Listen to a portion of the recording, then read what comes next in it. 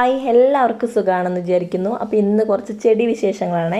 അപ്പോൾ നമ്മുടെ ചൈനീസ് ബോൾസത്തിൻ്റെ ഞാൻ സ്റ്റെമ്മൊക്കെ ഇങ്ങനെ ഒടിച്ച് ഇതുപോലെ ഒരു 3-4 ചട്ടിയിൽ കുത്തി വെച്ചിട്ടുണ്ടായിരുന്നു. അപ്പോൾ അതൊക്കെ നല്ല രീതിയിൽ വേര് പിടിച്ച് വന്നിട്ടുണ്ട്, സെറ്റായിട്ടുണ്ട് കേട്ടോ.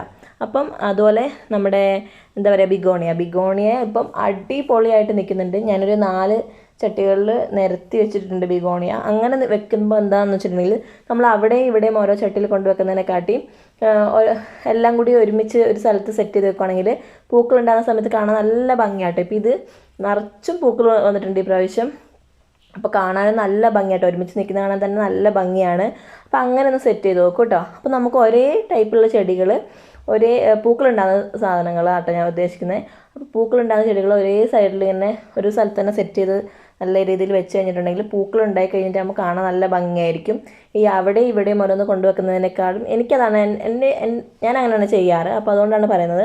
അപ്പോൾ അങ്ങനെ വെച്ച് കാണുമ്പോൾ നല്ല ഭംഗിയായിട്ടോ. അപ്പോൾ ഞാൻ ഇതുപോലെ ബിഗോണിയാസ് എല്ലാം ഒരു സൈഡിൽ സെറ്റ് ചെയ്ത് വെച്ചേക്കാം കേട്ടോ. അപ്പോൾ അതിൽ പൂക്കളുണ്ടായിട്ട് കാണാനും നല്ല ഭംഗിയാണ്, എല്ലാം കൂടെ നിൽക്കുന്ന കാണാൻ നല്ല ഭംഗിയാണ്. അപ്പോൾ ബിഗോണിയ എന്താ പറയുക, ഞാൻ മുമ്പ് വീഡിയോയിൽ പറഞ്ഞ പോലെ തന്നെ നമുക്ക് ഇലച്ചെടിയായിട്ടും അതുപോലെ പിന്നെ പൂക്കളുണ്ടാകുന്ന ചെടിയായിട്ടും നമുക്ക് ടേക്ക് കെയർ ചെയ്യുന്ന കാര്യത്തിലാണെങ്കിലൊക്കെ ഈസി ആയിട്ട് നമുക്ക് കൊണ്ടുപോകാൻ പറ്റുന്നൊരു പ്ലാന്റാണ് ബിഗോണിയ. അപ്പം ഉള്ളവരൊക്കെ ഒന്ന് ഇതുപോലെ ഒന്ന് ചെയ്ത് നോക്കും കേട്ടോ.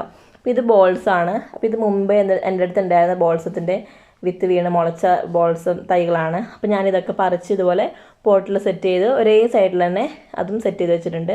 അപ്പോൾ ഇതിലും പൂക്കളൊക്കെ ഉണ്ടായി കഴിയുമ്പം കാണാൻ നല്ല ഭംഗിയായിരിക്കും കേട്ടോ. അപ്പോൾ ഇതൊക്കെയാണ് ഇന്നത്തെ വീഡിയോ. അപ്പോൾ അടുത്ത വീഡിയോയിൽ കാണുന്നവരെ ബായ്.